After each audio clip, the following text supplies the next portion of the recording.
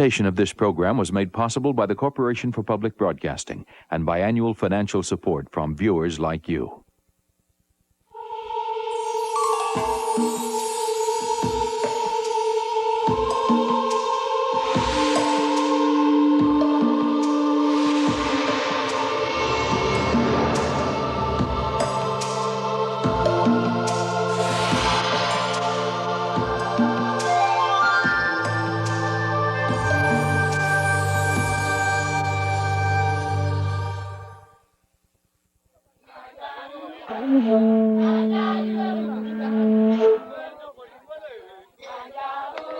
In Africa, the black and gold skins of the spotted cats have been worn for centuries by Egyptian pharaohs, tribal chiefs, and important warriors, like these two at a Karamojong wedding in Uganda 25 years ago. Highly prized for their symbolic value, the skins of the cheetah and leopard were thought to imbue the wearer with some of the qualities of the cats themselves: their strength and cunning, grace and beauty. Tradition carefully regulated the wearing and ownership of these skins, so the number of cats killed was relatively small. Then, in the 1920s, spotted cat skins became glamorous. And for the next 30 years, tens of thousands of these cats died awful deaths in the name of fashion. Finally, after long campaigns by many groups, the trade in these skins is now banned. But the illegal demand is still there. The spotted cats are still losing ground to poachers and to expanding human populations, and cheetahs and leopards are becoming rare outside the national parks. One place where these two beautiful and very different creatures can still be seen is here in the Serengeti National Park in Tanzania. The Serengeti, with its 5,000 square miles of plains, woodlands, hills, and river valleys, provides a variety of habitats and is home to millions of animals that supply rich pickings for predators. With all that cat food, there are, as you would expect, plenty of cats. And the spotted ones, which we are going to look at, thrive here. This is the leopard. At first glance, the leopard looks very similar to the cheetah, but the spots are only skin deep. In their build and behavior, hunting techniques, and even temperament, the cheetah and the leopard are as different, not as night and day, but certainly as different as sunlight and shadow.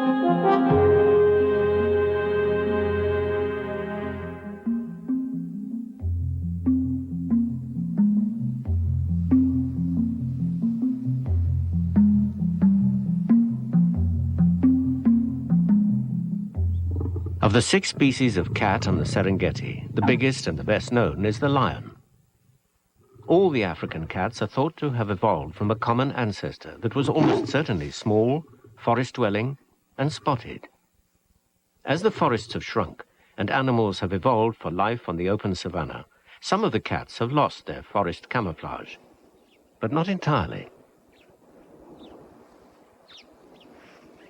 Lions are the color of dry grass, but their bellies and flanks, especially the cubs, are clearly marked with the rosette pattern of a leopard's spots, a reminder of their origins in the more forested past.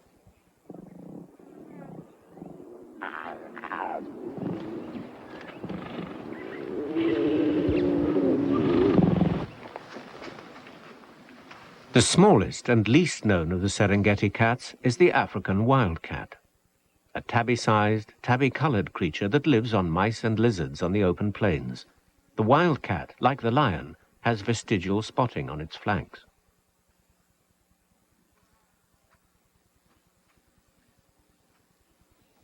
The other lion-colored cat on the Serengeti is the caracal.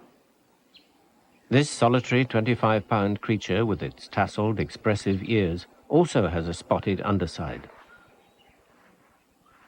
Perhaps this is simply to camouflage the expanse of white belly, but it is equally likely that caracals too were once spotted and have adapted their coloration to their more open habitat.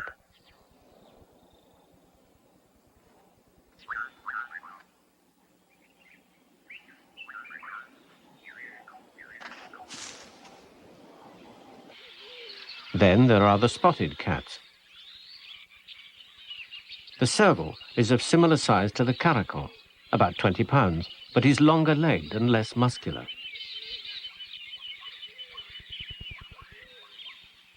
It preys on rodents and birds. The serval's most noticeable feature is its huge ears.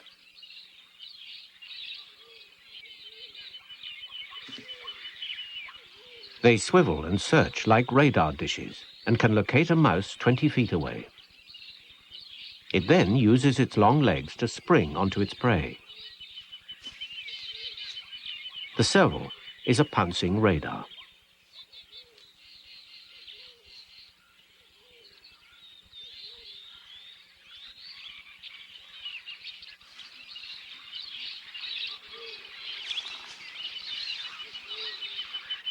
It's the two large spotted cats of Africa that we are going to look at in detail, and they have little in common. The leopard, weighing around 120 pounds, is a muscular bruiser, an alley cat that prefers shelter and shadow. The cheetah, at around 90 pounds, is slender, almost fragile, and a creature of the open, sunlit plains.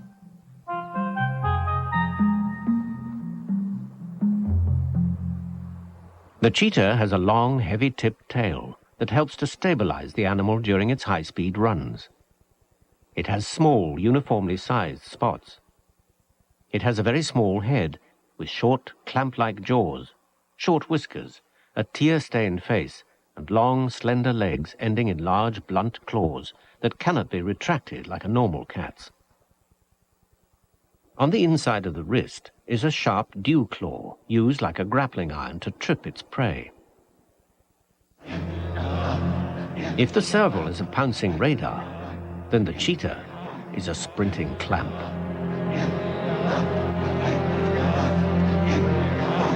Its very long legs and long flexible spine enable it to sprint for a couple of 100 yards at up to 60 miles an hour, its tail flailing to help balance the turns.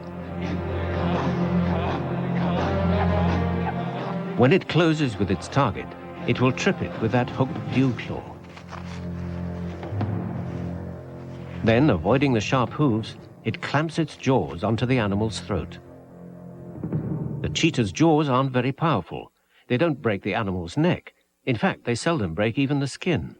But the exhausted gazelle desperately needs oxygen. The cheetah clamps off its air, and it quickly dies.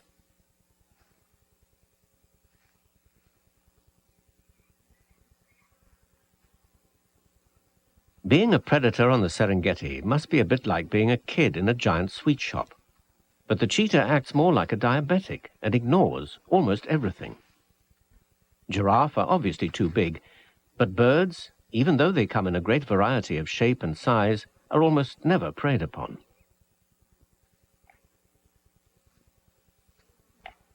Impala are seldom tackled on the Serengeti. They are a bit heavy and tend to stay in cover. Dik-dik are a small and difficult target as they jink and swerve through the thorny scrub. Baboons live in troops and are dangerous. Some cheetah learn to hunt warthogs, but they too are fearsome animals and are hardly ever on the menu. Bush hyrax do come down from the trees where they would be catchable, as do vervet monkeys, but the cheetah ignores them, along with many smaller creatures, such as mice or snakes, that are perfectly edible. Heavyweights like the 1,000-pound eland and the even bigger buffalo are also off limits to the cheetah. But the leopard, which weighs much the same as the cheetah, preys on all these species, from mice and small birds to the young of buffalo or giraffe. Not only is the cheetah fussy about the type of food it eats, but also about the way it gets it. Whilst the leopard will scavenge a stinking carcass that it finds, the cheetah will scorn even a freshly dead animal that it has not killed itself. This road-killed gazelle is half an hour old, well within its best buy time.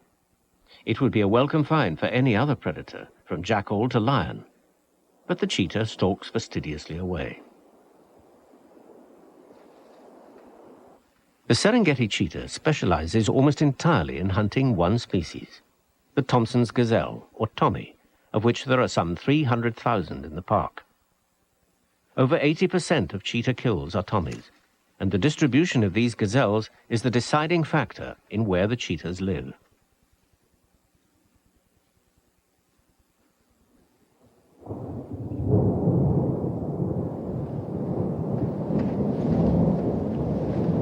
In the wet months from November to May, the Tommies move away from the woodlands out onto the open plains, and the female cheetahs follow them.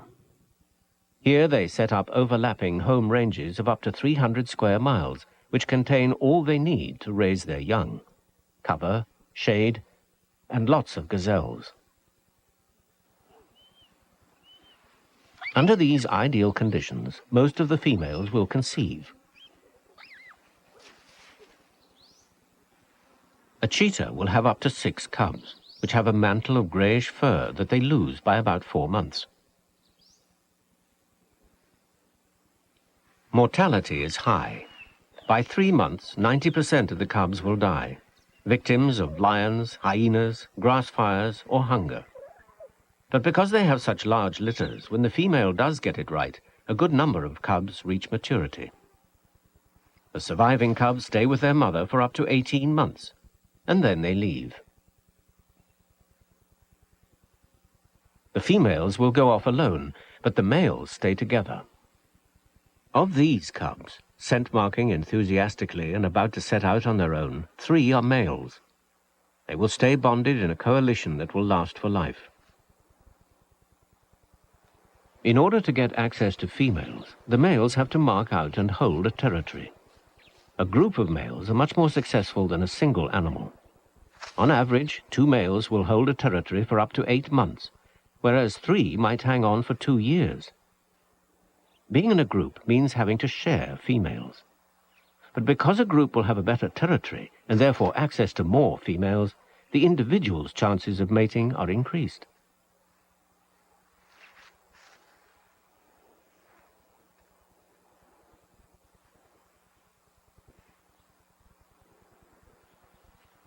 Solitary male cheetahs, who make up about 40% of the male population, are very rarely able to hold a territory. They are usually in poor condition and lead lives of quiet desperation, lying low to avoid large predators, especially other male cheetahs in groups, like these 2 patrolling their boundary. The single male lies down submissively, but it doesn't save him.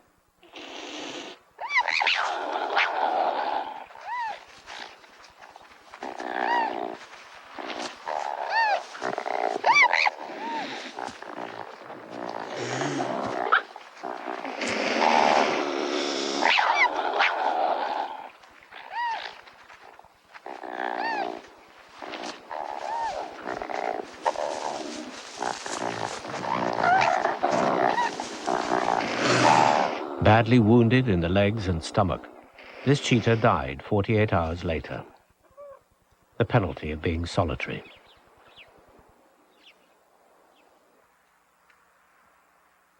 For the leopard, being a loner is the name of the game. Except for mating pairs and mothers with cubs, leopards are always alone.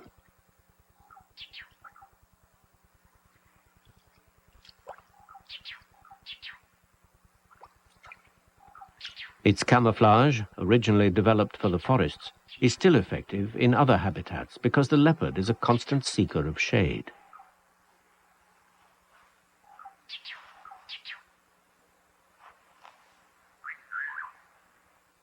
Its spots are the ultimate in disruptive pattern.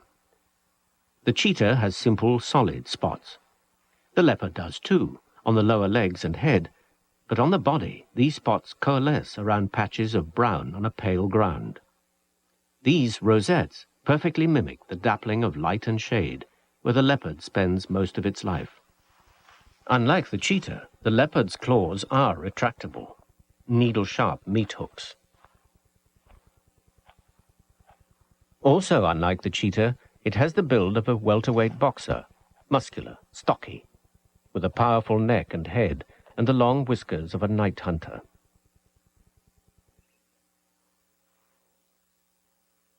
It has a much wider range of prey than the cheetah, so can occupy a much wider range of habitat, from desert to rainforest, mountains to coastal swamps.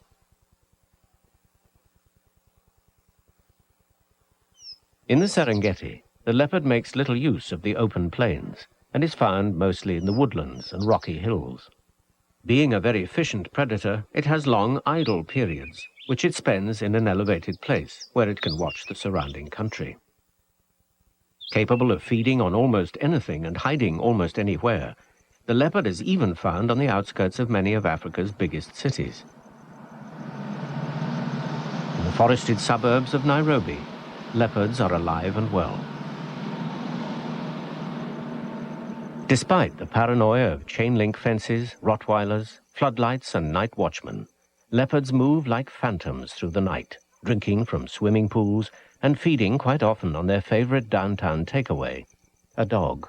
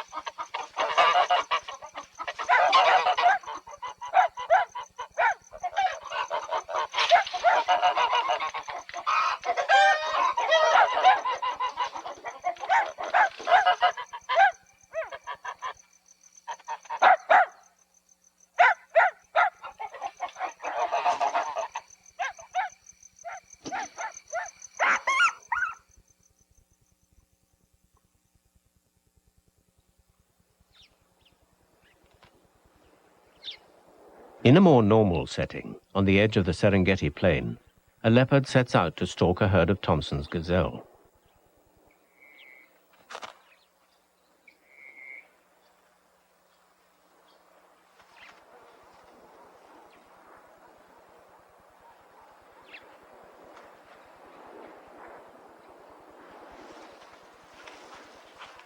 The mosaic of long grass and patches of bush are perfect conditions for the leopard's technique, which is to stalk as close as possible and then make a short, swift charge.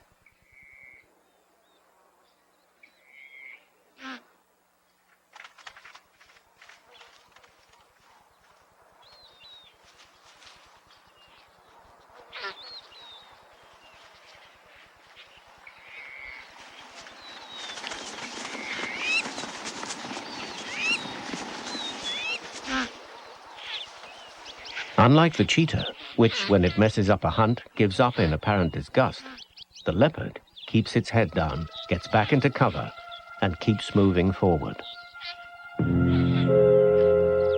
Always the opportunist, and always alone.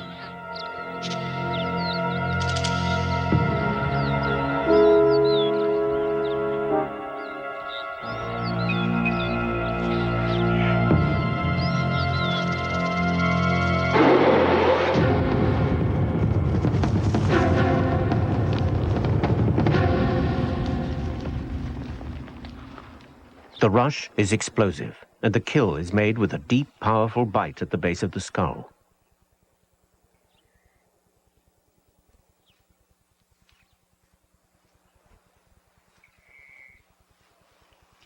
The cheetah's hunting technique,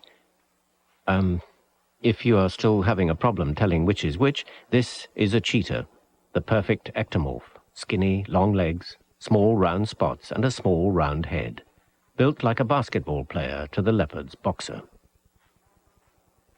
For the cheetah, hunting alone has definite disadvantages. Lacking the leopard's muscular strength, it will usually give up when faced with a threatening animal, such as this mother zebra.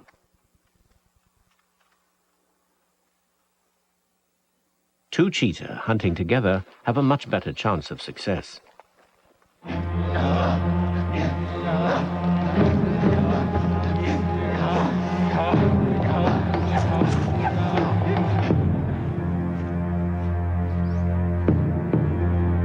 And even a warthog family, guarded by heavily armed parents, is fair game for a coalition of 3 males.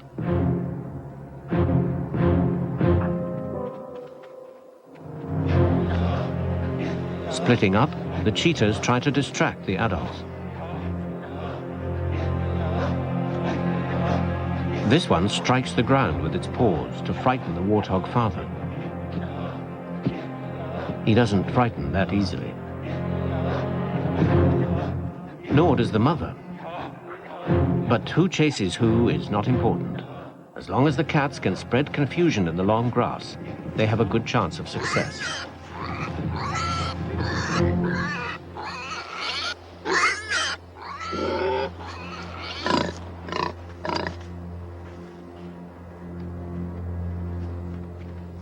A single cheetah wouldn't have bothered to try.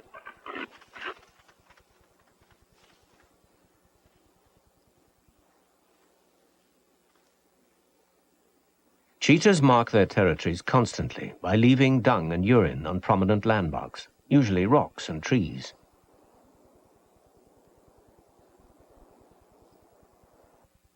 The leopard does the same and takes sensual delight in rolling in the scent of other leopards' urine.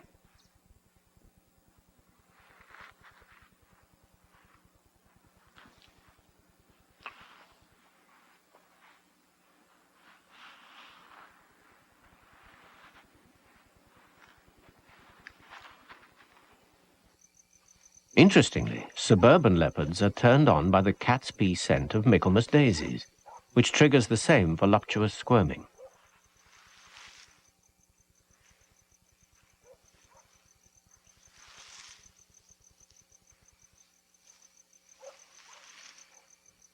The leopard male walks alone.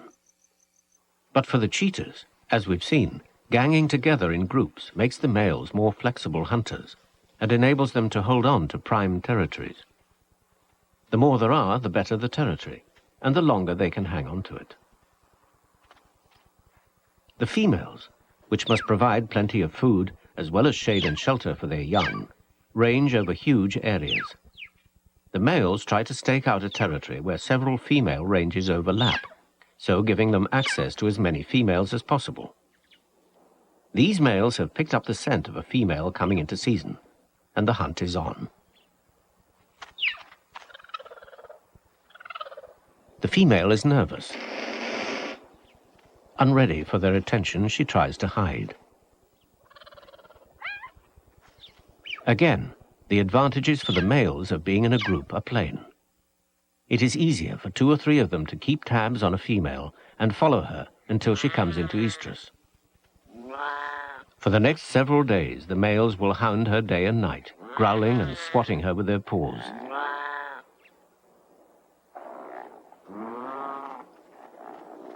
For her, courtship appears to be a brutal affair. Days of whine and bruises. But in fact, this behavior is important to trigger her ovulation. Females in captivity that do not get this rough treatment are less likely to conceive. Finally, she is ready. They will probably all mate with her, but even if only one does, genetically, it will have been a success. This is because 80% of these male coalitions are made up of brothers. Your brother carries 50% of your genes. If you can help him mate, you have ensured their transmission. And next time, he may help you.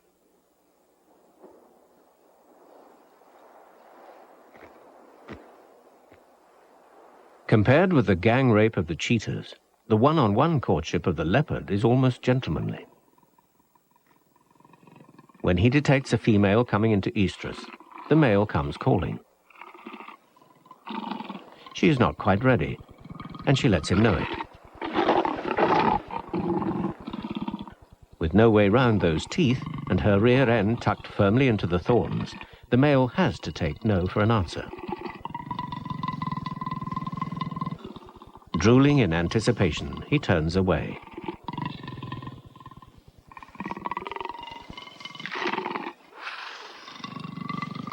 But he will continue to court her. Within a few days, she will let him mate. Leopards have fewer cubs than cheetahs, usually 2 or 3. They are born blind and defenseless, and when small, are kept well hidden among rocks or in wooded gullies, only coming out briefly to play when mother is with them.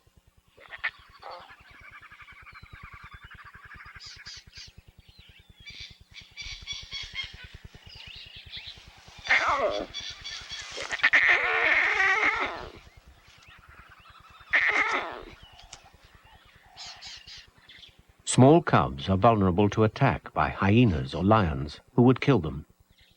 But leopard cubs have a fairly good survival rate, because from an early age they start to climb, and are soon comfortable in even the highest trees.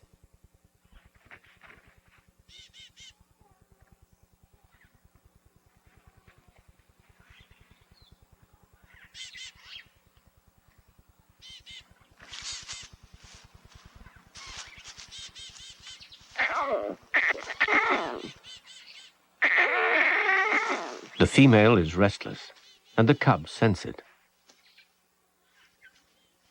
She's about to set off hunting, and will leave the cubs behind.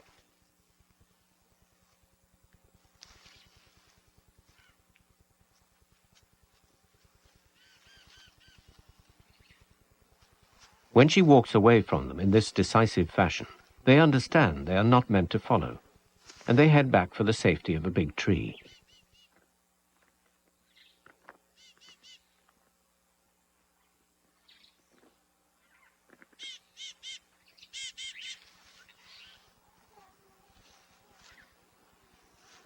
Out of reach of their enemies, the cubs will be safe here until the female returns.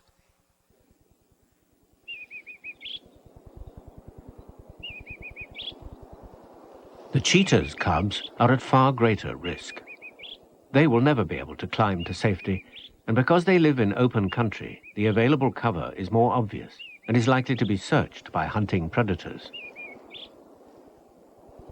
The cheetah hides her young in dense thickets and is very careful to ensure she is not seen or followed when she visits them.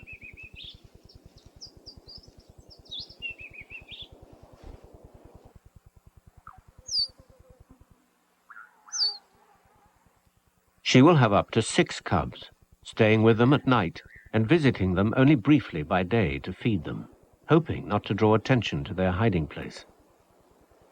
But that is exactly what has happened. She's been seen by a couple of lions. If the cheetah simply walked off, the lion would probably do the same, but her concern and tension catch the lion's interest.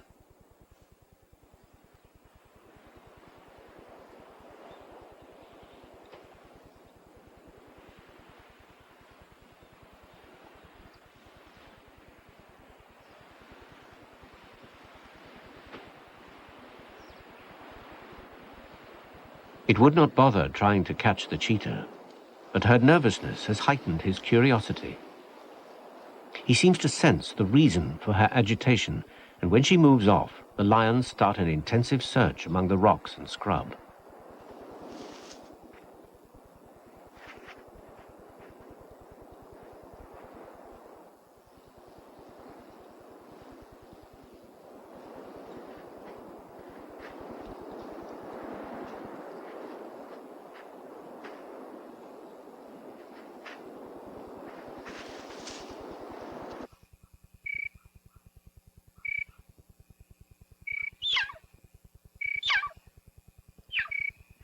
The cheetah has poor night vision, so she dare not return to her cubs in the dark in case the lions are still there.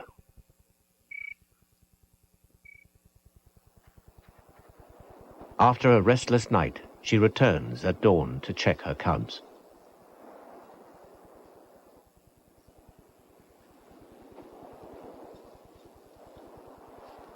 Three of them are dead, the fourth missing, almost certainly eaten.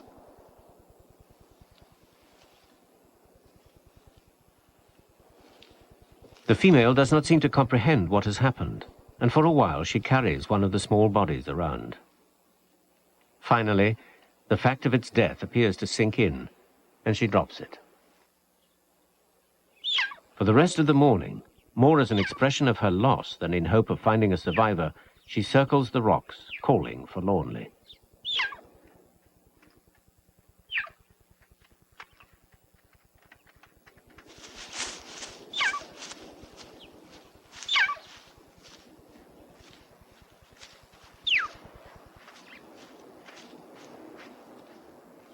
And yes, there is a happy ending. To this chapter at least, but the cub is still small and still has a long way to go.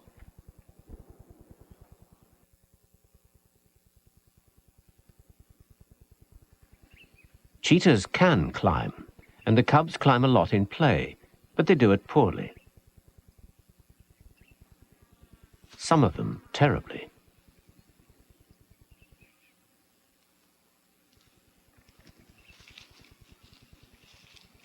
And it is never a way to safety, as it is with the leopard.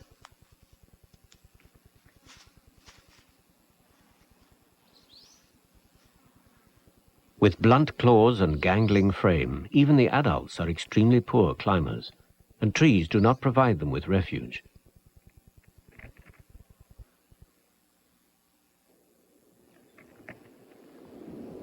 The leopard, with its hooked claws and compact muscular build, is a natural climber, and is perfectly at home in the trees.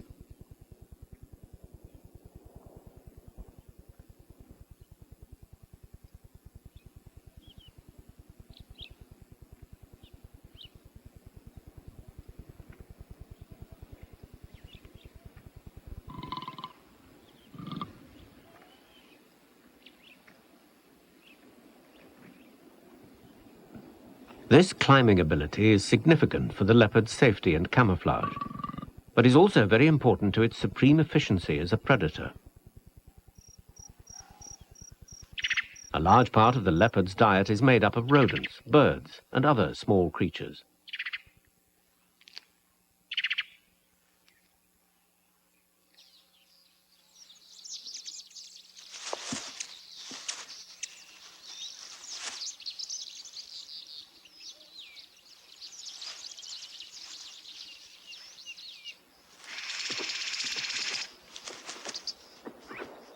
But it is capable of killing much larger prey, even a baby giraffe.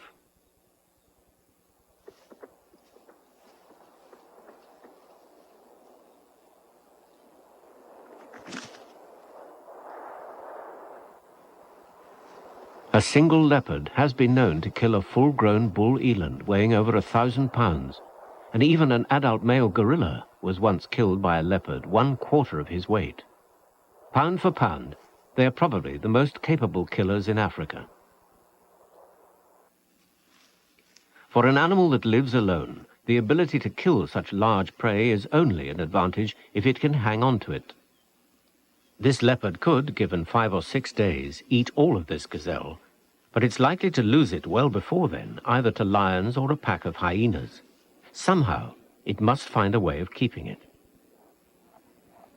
The solution is a formidable combination of the leopard's great muscular strength and climbing ability.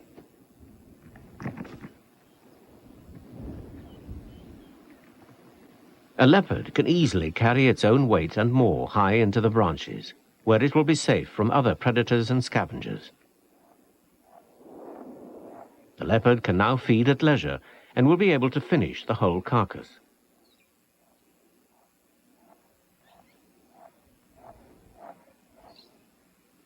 And it's not just an efficient feeder, it is also fastidious.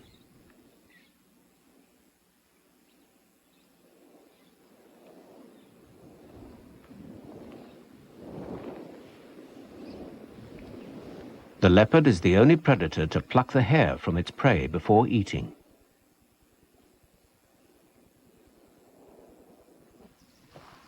The cheetah, as we've seen, specializes in killing Thomson's gazelle. Far too large for it to consume at a sitting. So, what does it do when it has its mouth full in this way?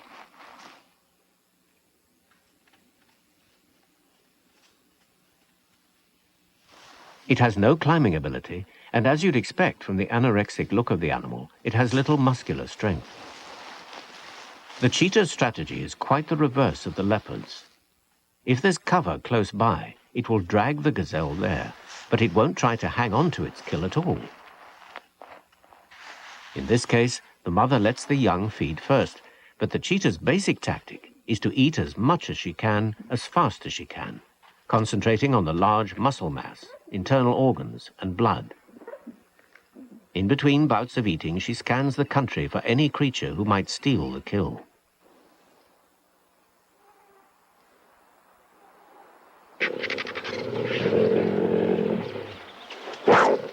Vultures really irritate cheetahs. For a start, a column of vultures plummeting down to the kill is likely to attract lions or hyenas, who will come on the run to steal it. So vultures usually signal the beginning of the end of the cheetah's meal. But there is also something about the birds themselves. The shuffling and shameless way in which they move in and just stare. It must be a bit like making a personal call in a public phone box while a dozen people tap and press their noses on the glass.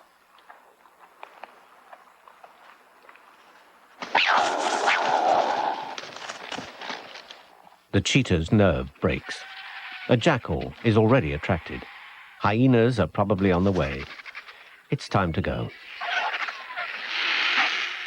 Because the cheetah is so easy to chase away, it has to kill at least twice as often as the similar-sized leopard, which is so efficient at storing its prey. The cheetah is a competent hunter, but a very poor utilizer of the animals it kills. Vulnerable and relatively frail, a cheetah cannot risk fighting over its kill.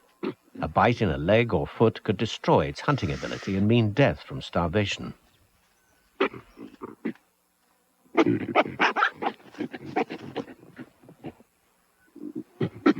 Even for this group of 5, defending their kill is simply not worth the risks involved.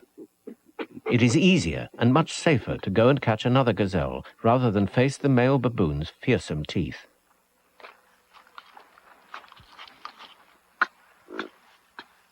Baboons are very fond of meat and will hunt and kill newborn gazelles when they can. They are more than a match for the cheetah, and they flash their great canines in a mixture of fear and aggression.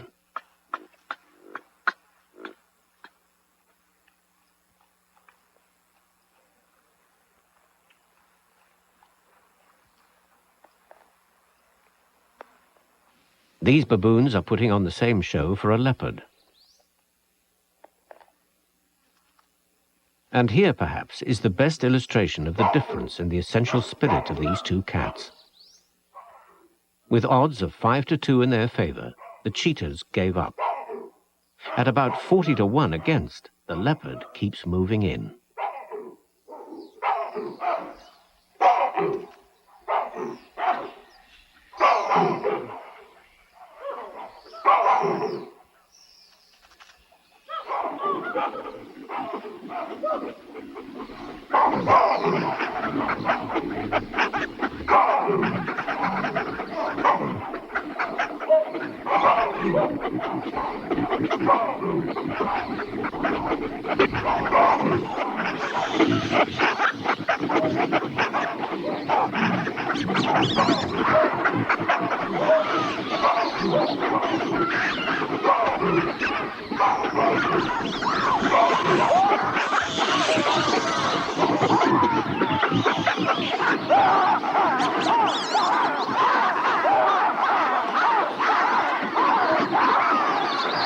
She is forced to back down, but she's made her point. The baboons move out, and her cubs, hidden among the rocks, are safe once more.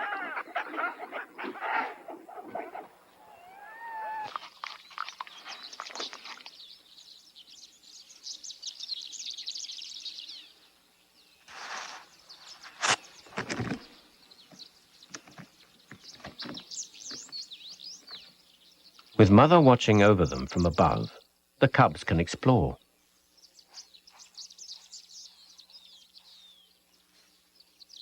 A heavy rainstorm has brought out a terrapin, who's been buried for several months underground to avoid the dry season.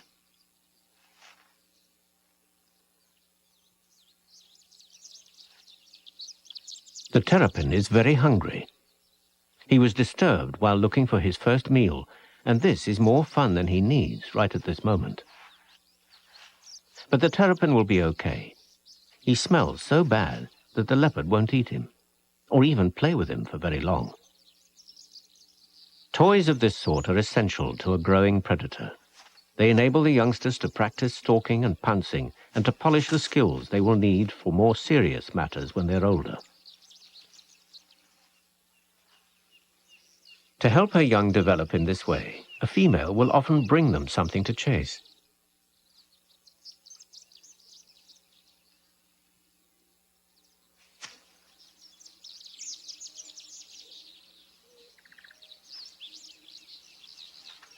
With great gentleness, she picks up a baby Tommy, whose mother watches helplessly. The leopard is entranced with the fawn. She keeps her claws in, and all her moves are playful. But she's in a quandary. The cubs are some distance away, and before she can work out how to move the fawn without hurting it, another player enters the game. A lion has seen the activity and wonders what's happening. The long grass hides the fawn, but the leopard's behavior is strange. Perhaps there's an easy meal to be had.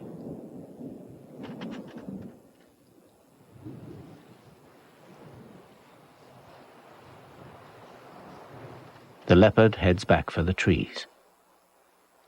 The fawn is shaken but not scarred. And the lion still hasn't figured out what was going on. The provision of a live prey animal on which the young can practice their hunting skills is essential for a predator's development. So it's no surprise that the cheetah does exactly the same for her cubs. As did the leopard, the cheetah saw the Tommy fawn from a distance as it crouched to hide and has homed in on it. And again, the fawn, too young to recognize a predator, is unconcerned. But the cheetah has her cubs with her, and the moment the fawn runs, they react. Instinct tells them exactly what to do, but they have to practice to get it right.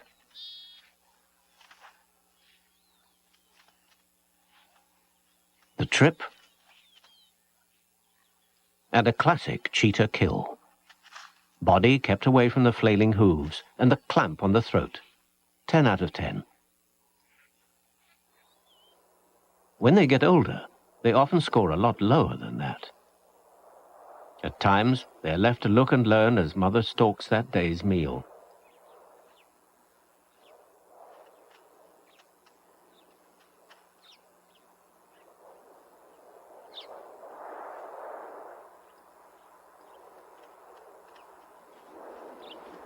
But often, they just can't help tagging along, and in doing so, they usually spook the prey before time and spoil the hunt.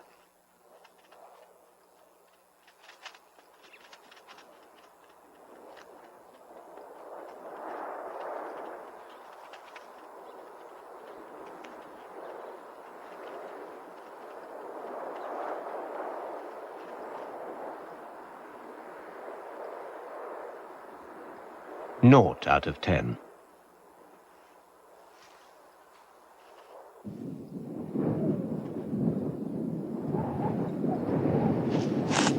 In the 18 months before they set off on their own, they have so much to learn. That lions, leopards, hyenas, and men should be avoided. Where to find water, and not to go in too deep. That some things are inedible, and others incredible. That hairy caterpillars tickle your chin.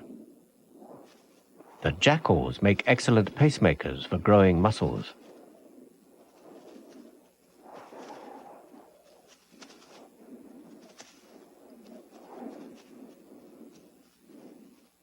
And that some animals, when you get within tripping distance, are awfully big.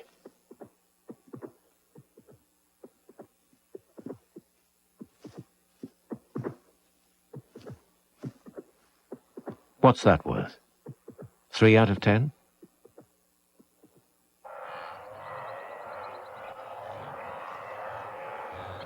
Life is very difficult for young cheetahs when they first set out on their own, even for a group of several males. Without a good territory and still wearing L plates in almost every department, they can starve in the midst of plenty.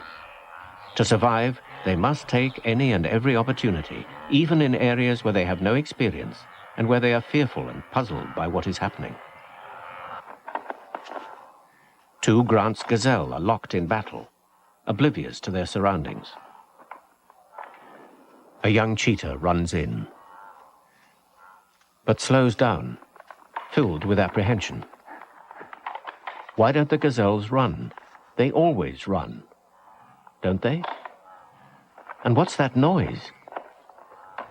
Nothing in their experience has prepared them for this. Come on, run. How can they trip an animal that won't run? There they go.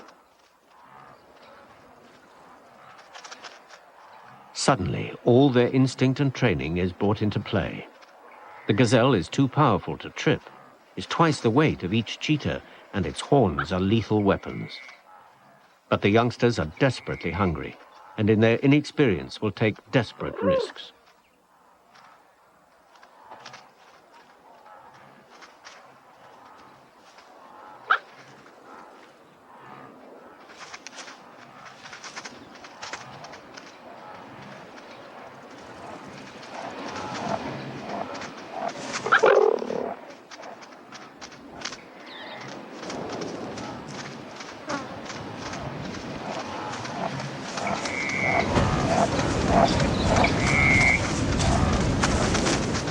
It is certainly not a classic cheetah kill, the textbook sprint, trip, and clamp that Mother made them practice.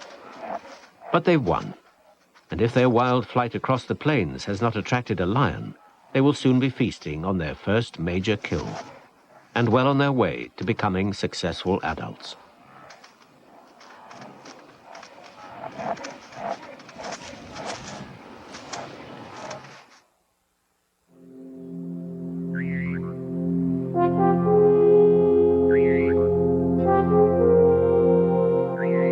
Back in the shadows, a young leopard tentatively marks out a new territory for itself. In its own secretive, hidden way, it will have been through similar hardships to the cheetahs. But apart from that learning curve of growing up, which is common to all predators, the leopard and the cheetah have few similarities. The sociable cheetah is as bright and open as the plains where it lives. The leopard is a lonesome creature of mystery and darkness. Sunlight and shadow. The lady and the tramp.